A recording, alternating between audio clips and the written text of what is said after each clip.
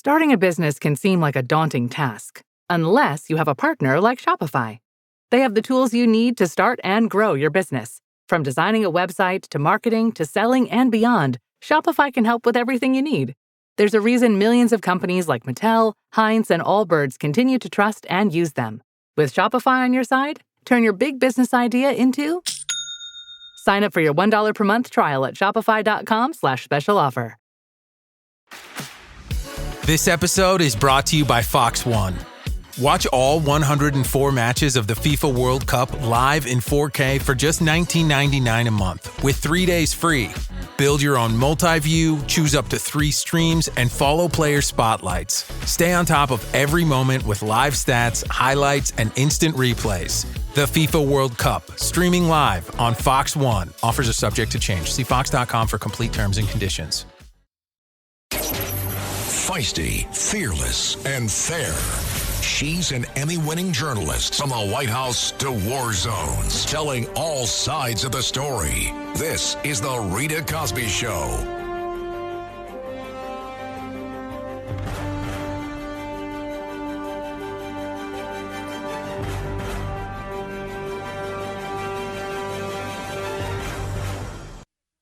And tonight on the Rita Cosby Show, it is a civil war within the Democratic Party. There's no doubt about it. And you have to hear what Alyssa Slotkin said. She's considered a more moderate candidate, a former CIA officer, by the way, a Democrat from Michigan. She was on with Stephen A. Smith, and she dropped a doozy saying it's time for leadership change in the House and the Senate. So what does she mean? It's time for what? The loonies to take over? Listen to this. I mean, first of all, our political system is ill and both parties are just unwell. Certainly Democrats got shellacked in 2024. I was in a swing state. I won that same year. And to me, it was very simple. The Democrats had a million priorities. They tried to make everybody happy. They tried to answer every single question. And when you prioritize nothing, no one knows what you stand for. Donald Trump came in and he said, I got one thing I'm going to do. I'm going to make your life more affordable. I'm going to put more money in your pocket. And he won because he kept it simple and he focused on the primary issue that the American public actually wants answers on. Democrats got shellacked, and we haven't fully gotten back on our feet since then. There is every single day a debate going on in the Democratic Party. And for me, this is why I'm a big believer in just new leadership, significant change. The old models do not work for people, and that includes in the Democratic Party. When you say new leadership, what do you mean by that? You're not just talking about Trump being out of office. You're talking about new leadership within the Democratic Party as well, are you not? Absolutely. Yeah. Absolutely. I think since Biden was in, we need new leadership in the White House, the House, and the Senate. And on both sides of the aisle, that includes Democrats. Okay. And I think we have literally found ourselves in a situation where we just don't have people who understand the moment and understand what leadership means. That you chart a course and you explain to people, how are we going to get from this dark moment to a better place? Instead of just circular firing squad, right. Dem on dem violence. No one is talking about what they want to do. And that to me is a fundamental of leadership. Now, Senator Slotkin, you do know, I want to make sure that I give you cover here. Let everybody know. Let me make sure you're clear. When you talk about new leadership, well, Hakeem Jeffries is the Democratic leader in the House and Chuck Schumer is the Democratic leader in the Senate. When you talk about new leadership, that would mean they're out in favor of somebody else. Is that what you're saying? I'm saying if people can't understand that the game has changed, I mean, this is you. You're the sports guy. If people can't understand that the game has fundamentally changed and they can't adapt, then they need to let others lead. Wow, that's pretty clear. And that is really a political earthquake coming from a moderate who's saying it's time for a leadership change in the House and Senate. So what does she want AOC to be in charge of the House? Is that what this is about? And so Hakeem Jeffries was asked about this kind of bombshell again coming from a moderate. It means the dam's about to burst. And he just was like, I don't really know what she's talking about. It was the rope-a-dope. Listen to this. I'm saying if people can't understand that the game has changed, I mean, this is you. You're the sports guy. I'm saying if people can't understand that the game has changed, I mean, this is you. You're the sports guy. If people can't understand that the game has fundamentally changed and they can't adapt, then they need to let others lead. And so what do you say to Slotkin? That was Alyssa Slotkin saying that before. Actually, maybe that was the back half of that might have been. Let's go back to it, actually. I think I might have heard a question to Hakeem. I'm saying if people can't understand that the game has changed, I mean, this is you. You're the sports guy. If people can't understand that the game has fundamentally changed and they can't adapt, then they need to let others lead. So what do you say to Slotkin about that? Are you the right person to continue to lead the Democrats in the House? And if, in fact, the Democrats become the majority in the House, are you ready? You think you're likely to be elected Speaker? Well, listen, what's in front of us right now is we got to do everything to take back control of the House of Representatives. That's actually the moment that we're in. And House Democrats have been very clear that we are going to continue to relentlessly focus on making our case to the American people, drive down the high cost of living, fix our broken health care system, and clean up corruption. I have no idea what Alyssa Slotkin was talking about. I have no idea. Of course you know what she's talking about. How about when they were chanting "You're next" at the victory party? Remember, for one of these Democratic socialists this week, you know what's happening. They're trying to push you guys out and try to push some of their own in that they can control and manipulate and run. And President Trump sees what's going on. Here's what he had to say earlier. Social Democrats, these are hardcore, godless communists. They're godless communists. All communists are godless. They don't believe in God. This is the most serious threat to our country since its existence, in my opinion, 250 years ago. This is a major threat to our country. It isn't something that's easily solved, but with a little love and help, some hard work, because it's ironic we're celebrating a very important birthday, our most important birthday so far, 250 years. And instead of speaking about Christ, and instead of speaking about freedom and victories of all different kinds, we're speaking about yet another threat to the foundations of America. These ruthless communists will attack all religions, but in particular Christianity. They always do. They're after Christianity more than any other religion. It seems to be more and more throughout the world, maybe because we're doing so well. I don't know. Maybe if we weren't doing well. But you see the numbers, how they're growing, how the churches are filling up. It's a beautiful thing to see. I mean, look, it happens to be during my presidency, so I don't mind taking credit for it. I'm very proud. But a lot of great things are happening. All communist countries attack religions violently. It's part of their deal. Part of the deal, as you are seeing right here, part of the deal. And he gets what's going on and says this is a troubling trend for America. I 100% agree. And it's not just the three that we talked about earlier. There's also this woman. Her name is Aber Kawas. She's the Muslim daughter of illegal aliens she is the Democratic nominee for the New York State Senate District 12. She is a socialist, just like Mondani and the others elected this week. And now a whole bunch of details are coming out about her because she did an episode it's called the Asian American Writers Association podcast. It was titled Islamophobia Beyond 9/11 with Aber Kawas. And wait till you hear what Aber Kawas had to say. It reminds me, as I mentioned, a lot like Hassan Piker, who said that America deserved 9/11. And then remember Ilhan Omar when she had that 9/11 was when somebody did something. I remember that was just such a reprehensible comment. Well, wait till you hear this woman who seems to be in good company. I'm being facetious when I say good company, with Mondani and with some of these others. Listen to what she said not that long ago.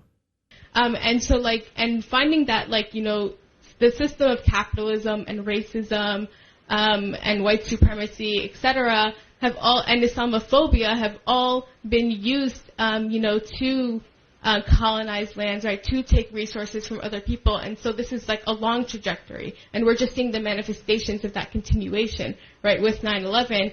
And so a lot of times when people are asking us to respond about, attack, right, if you look back, like, historically, right, a lot of us come from lands that were colonized, lands where wars are being waged, right? A lot of times because of U.S. policy or the policies in Europe. And so I find that we can connect over that, but then also that the idea that we have to apologize for, like, a terror attack that, like, a couple of people did, and then there is no apologies or reparations for genocides and for slavery, et cetera, is something that I kind of find, like, reprehensible.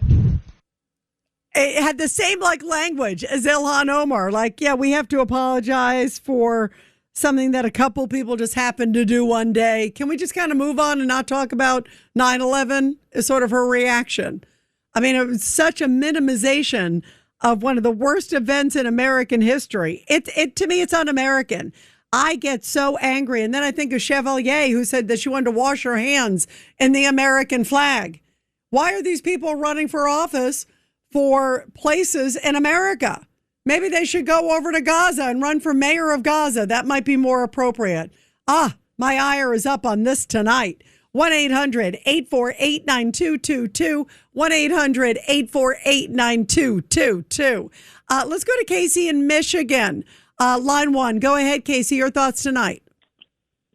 Hey, Rita. How you doing? Good. Hey, I called you the other night. I was talking about that the Democrats, that they got to start going against their own party, like, Madami and stuff like that. I got to tell you, I grew up on the East Coast, okay? I'm a New Yorker at heart. So I live out here in Dearbornistan, and I see none of these people are assimilating to America. There's no American flag. It's all Palestinian flags, okay? But what I want to say is that Chuck Schumer and Hakeem Jeffries, they're done. So why don't they vote for the American Act and try to get these people out of here? I don't understand. They're done. Yeah, Casey, you bring up some really superb points. Well, first of all, my prayers are with you there in Dearbornistan, because you got El Sayedistan there, who's running against Mike Rogers, who's a great guy. And then you got that guy, El Sayed, who is really, seems to be, he's a Hassan Piker sympathizer, and actually he's campaigning with him. I mean, the guy has really made some very radical comments. That's El Sayed, who's running for senator there. And Dearborn, isn't Dearbornistan where the mayor told the priest, "You're not welcome here"? Remember when the priest was saying, "Hey, we have a street that you guys named after a Hezbollah leader. Maybe it's not a good idea." And instead of saying, "Oh, that's really bad," the mayor said, "You're not welcome" to the priest.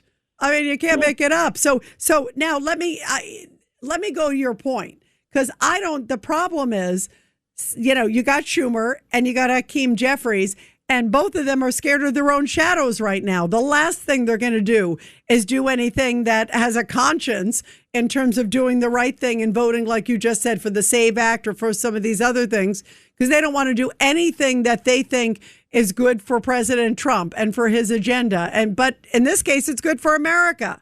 But if it becomes something attached to Trump, it's bad. It's like total Trump derangement syndrome. And the last thing they want to do right now, first of all, they wouldn't do it anyway, I don't think.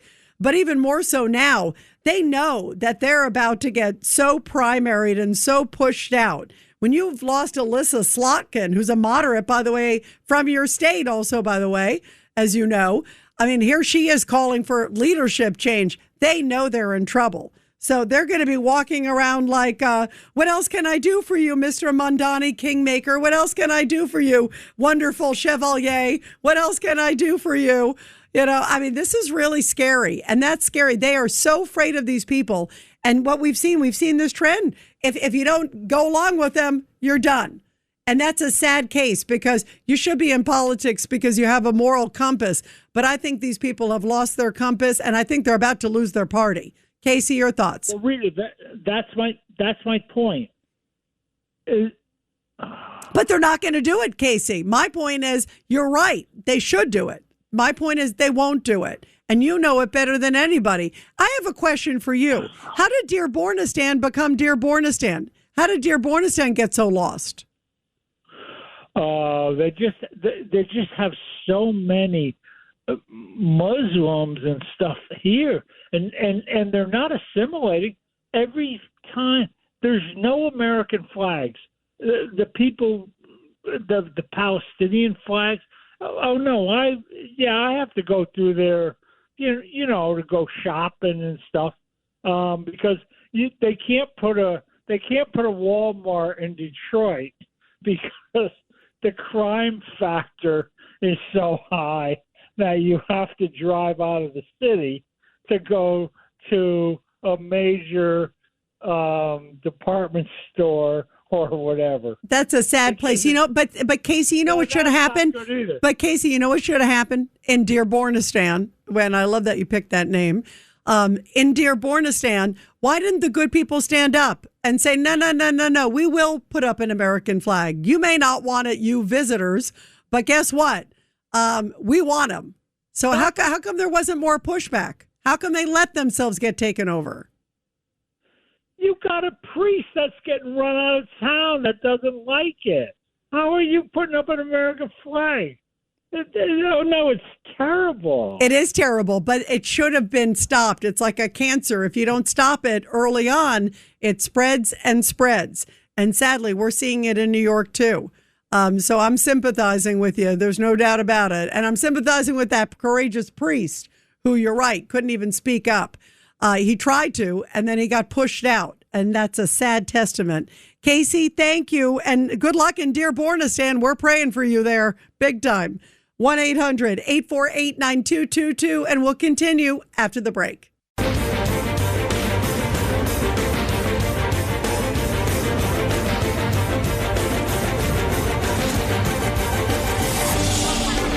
It's the Rita Cosby Show. And let's continue with your calls, guys. Let's go to line 2, Robert in Philly. Robert, go ahead. Hey, Rita, as always, it's good to talk to you. Just a quick thought on the Supreme Court decision and then some news about the midterms that'll make you happy going into the weekend. How's that? We'll take it. I just think it's hilarious that the headline for all this is that would be in a controversial decision, the Supreme Court has confirmed that temporary doesn't mean forever. I can't believe that such a simple concept takes so long in a Supreme Court decision for people to figure out. But as far as the midterms go, not only are we going to hold both houses, Rita, we're going to expand a little bit in both houses. And specifically, we're going to wind up with 55. I had my doubts about I'm sorry, am I at the end of the time? Yeah, but hurry up. Go ahead. No problem. Collins in Maine, 36% of the voters in Maine are independent registered, and most of them go to Susan Collins. There's no way Plattner's going to eat into the independents. I like that. No tattoos allowed.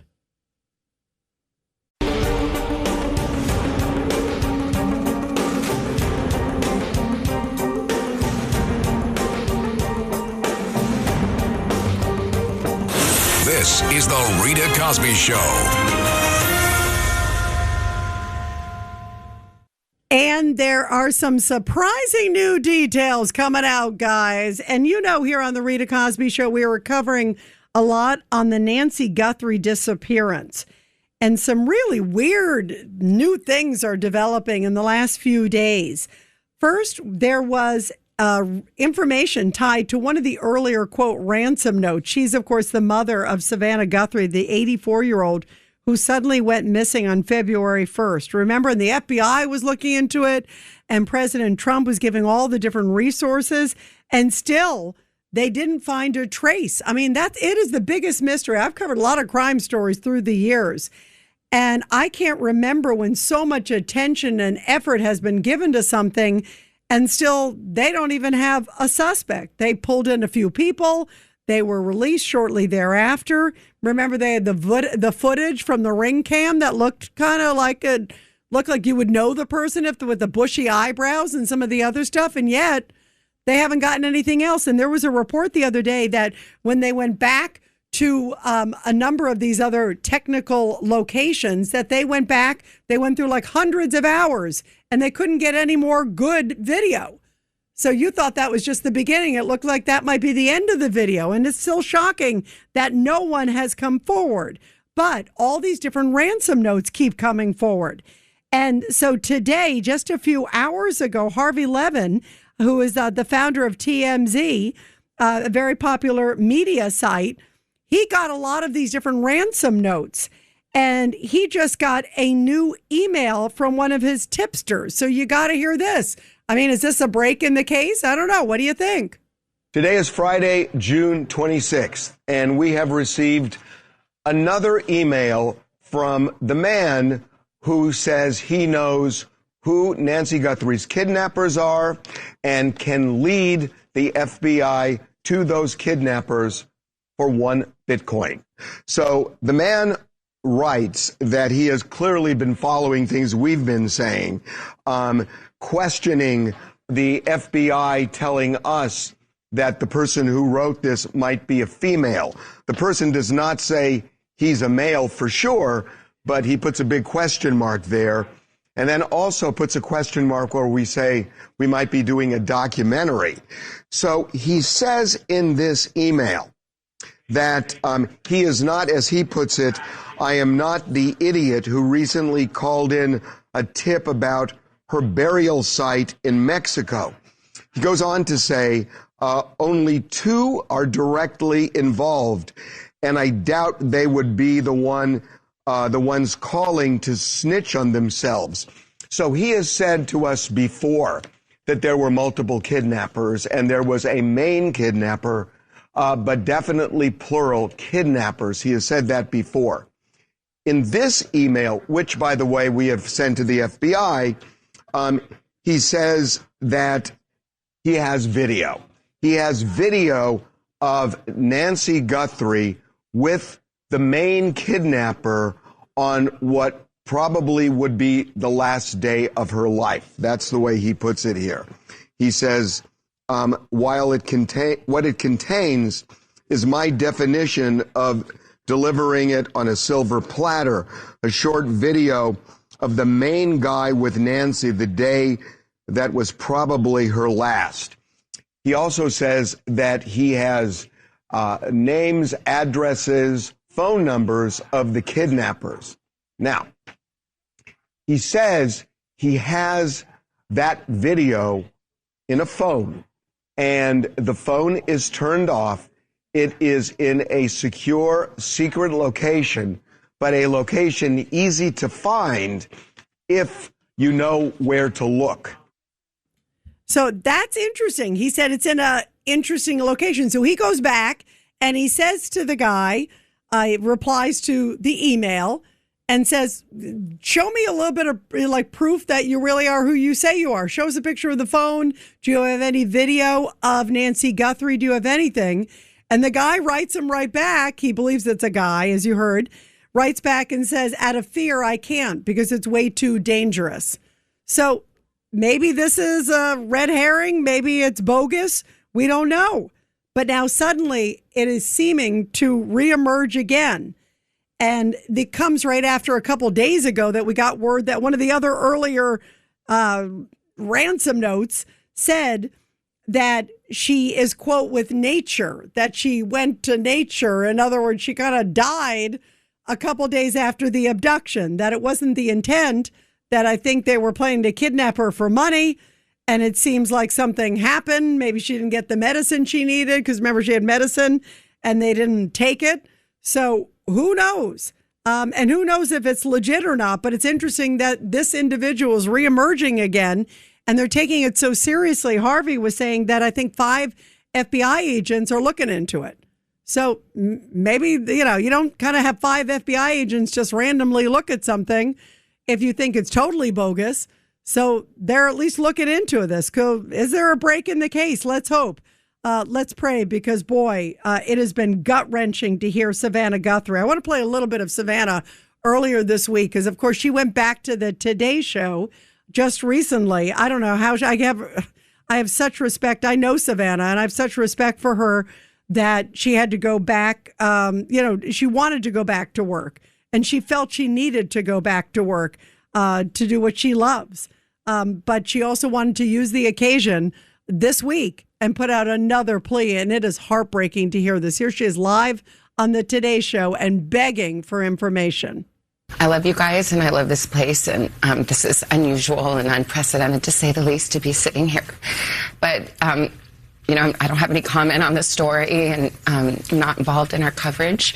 But I can't pretend I'm not here.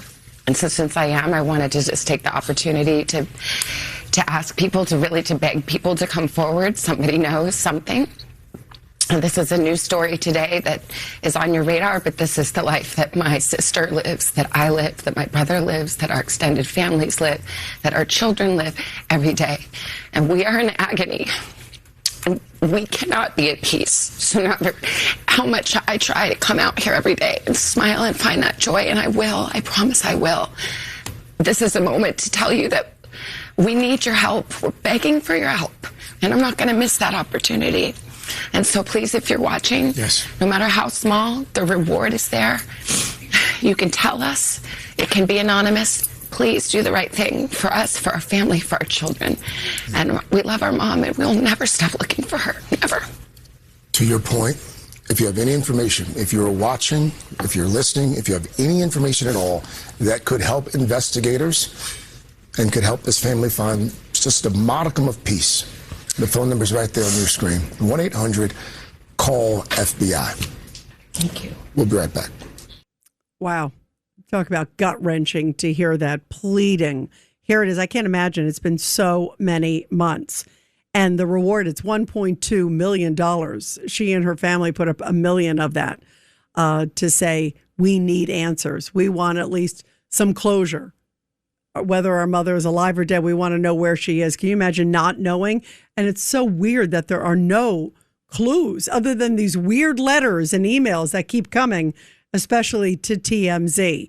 Let's go to Lamar in Georgia. The number's 1-800-848-9222, 1-800-848-9222. Go ahead, Lamar. Good evening, ma'am. First and foremost, I want to commend and congratulate you, ma'am, on your far and wide-reaching audience out here in Radio Land. Weeks ago, when I called your program and gave y'all my assessment of the Guthrie kidnapping in Arizona, 72 hours after that, I was contacted by representatives of law enforcement who suggested that I come down to their offices and elaborate on my assessment, particularly the part that it was a cross-border operation, and they were interested in also my identifying the Mexican law enforcement that I had mentioned on your program. Well, we were still in New York at the time, and we complied with their request because in our profession, we depend on the goodwill of law enforcement. So we went down to 26 Federal Plaza, and the demeanor was friendly. The conduct of the agents in charge down there, particularly the SAIC, the special agent in charge, their conduct was correct and polite. And wait, so Lamar, did they hear you on the show? Is that what happened? They heard you on the show talking about your premise? Well, that's why I'm congratulating you, man, because you have a very far and wide-reaching audience out here in Radio Land. It surprised me. In any case, 2 weeks ago, they called again and wanted me to come down, and I informed them that we weren't in New York anymore at the time. We were in Atlanta, and they suggested rather sternly that I come and visit their Atlanta office, which we did. But I'm going to tell you something. I'm going to make this long story short, Ms. Cosby. The entire event and its fallout convinced me of a great truth, and that is that people will forgive you for being wrong, but they won't forgive you for being right when it proves how wrong they were. When I went down to the Atlanta office 2 weeks ago, the demeanor, although the conduct was still correct and polite, they weren't conducting themselves in a way, as we say down south, that you could warm up to them real easy. So people will forgive you for being wrong, but not for being right. I was going to comment again on the Iran campaign. And hang on, Lamar. Hold on, Lamar. Before you move forward, did your information? I remember when you and I talked a number of months ago, because I remember you were talking about, you were familiar with sort of the way that some of these abductions take place and some of the deals that happen in this sort of crime ring that goes across the border. I remember that. So what happened? Did they feel like it provided any information or insight to them in the case of Nancy Guthrie? What happened? Well, in our profession, we don't deal generally with the Bureau. We deal primarily with the Marshal Service because we apprehend fugitives. But when we went down to 26 Federal Plaza, the demeanor was in fact friendly. I can't deny that. And they were quite interested in hearing about why my assertion that it was a cross-border operation. And they were also interested in contacting the federal law enforcement officials that led me to believe that was the conclusion of the event. In any case, they assured me that it wasn't a cross-border operation as far as they could tell, and that it was all going to be resolved very quickly. Well, that was weeks ago. And 2 weeks ago, they had me come down to the Atlanta office, and I can tell you, Ms. Cosby, at the risk of repeating myself, and I'm going to do it because the truth bears repeating, ladies and gentlemen, the world will forgive you for being wrong, but they won't forgive you for being right. Ms. Cosby, I was wait. Hang on. Let me just cut to the chase, Lamar, because that is a good line, though, by the way. I like that line. Do they now believe, because it sort of sounds like they do believe it may have something to do with somebody taking her over the border. So did they believe that maybe you were right after all? When we went down to the Atlanta office, of course, I heard that, Lamar. Yes or no? That's a yes or no? Do you think that they're more inclined that maybe there's a border, like a Mexico tie here? Because listen, Tucson's right there. It's like an hour, I think, from the border. Ms. Cosby, I'm a good reader of men, and it was my belief that they had come to that conclusion amongst themselves, but didn't want to admit it to me. Wow, that's really powerful, Lamar. Yeah, that's amazing. Yeah, you got to stay on this, and I'm glad that you came forward. They often don't kind of tip their hand when they're doing these kind of things, but I'm glad that you spoke out, and I'm glad that you talked to law enforcement. Boy, you are definitely doing the right thing, and I remember your call because I remember you had some very good insight and interesting information, and clearly good background and good substantive background. So bravo. Will you do me a favor, Lamar? You got to keep us posted. Because who knows where this goes. And just like you said, you very much may be much more right than wrong. And you may have been so far ahead of the curve on this one, too. And obviously enough that they came back to talk to you. Bravo, Lamar. You're great. Thank you very much. Let's go to Eduardo in Tampa. That was interesting. Eduardo, go ahead. Yeah, I'm glad to see the President Trump's going to give $150 million to assistance with the Venezuela earthquakes. I think that's going to play well as we go into the midterms. I think this is a very good thing, a good move that he's doing on the Venezuela front. Do you have relatives there or friends there, Eduardo? No, but I'm watching the Spanish news, and so what I've been hearing is that the people are in the streets because the buildings are unreliable. So they cannot, there could be gas explosions or even the structure could fall apart. So there's a lot of people homeless. So Eduardo, it's heartbreaking. You probably saw the latest numbers are like close to 1,000 dead. I think it's 900 and something. And there are still thousands upon thousands that are missing and injured. And they believe that number is going to unfortunately get a lot higher on both notes. And it's really just so sad. But it is. And you can tell. And also, listen, President Trump went down there when he took Maduro, who's in New York, obviously.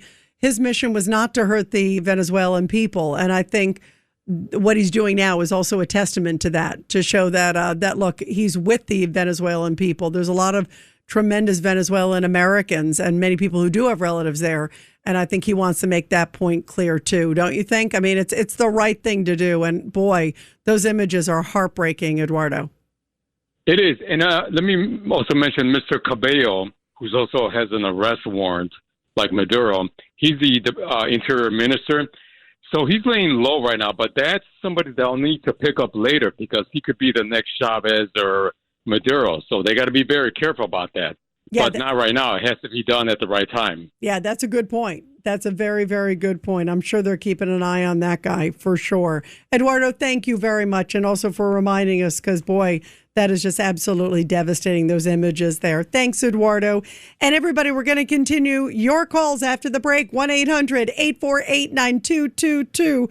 But first, support our heroes. And this is the Tunnel to Towers Foundation Support Our Heroes segment with a very powerful story from Washington, D.C., where Major James Capers received the Medal of Honor from President Trump just recently for Capers' heroism in Vietnam.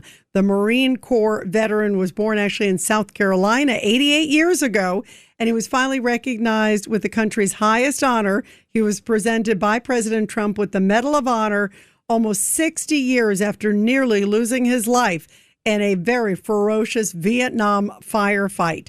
President Trump said that Major Capers ended up leading a reconnaissance team on a mission in Vietnam to identify and destroy an enemy base. He says over the course of 4 days under Jim's leadership, Team Broad-Minded repulsed brutal attacks, brutal as they have ever seen, cleared the trails of bloody traps, and killed 200 of the enemy. Wow. Also, when Capers' 9-man team came under attack, the lieutenant suffered shrapnel wounds across the body and a broken leg. He held off the enemy assault with a firearm, and he directed air support to the site until the full team could be rescued. And when it looked like the aircraft wouldn't be able to take off with all the men on board, Capers told them to leave him behind before his comrades forced him on board. Wow, a true American hero, and now a Medal of Honor recipient. And everybody, help America to never, ever forget. And the best way to do it is to help the incredible Tunnel to Towers Foundation. They are the best, led by the great Frank Siller. And all you have to do to make an incredible difference is just donate $11 a month to the Tunnel to Towers Foundation. Be sure to check them out. They are extraordinary. They help America's heroes and their families. Go to T2T.org. That's T, the number 2, T.org.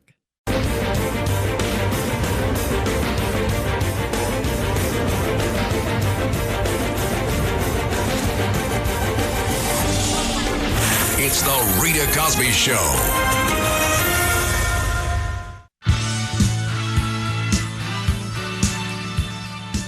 And let's continue with your calls, guys, as we head into another beautiful, hopefully sunny weekend. Let's hope. Let's go to Nick in Virginia, line 1. Nick, go ahead. Good evening, Rita. Section 3 of the 14th Amendment to the U.S. Constitution is a tool to remove elected officials who partake in an insurrection after they take the oath of office. So we need to watch these communist mayors, especially Mondami, and watch what they say and watch what happens as a result of what they say. And maybe we can remove some of them from office, or at least put a cork in their poison bottle. Yeah, we'll have to see. You know what? Also, there are also protections if you support terrorist activities. If you do things like that, that could also lead to a lot of questions. There's no doubt about that.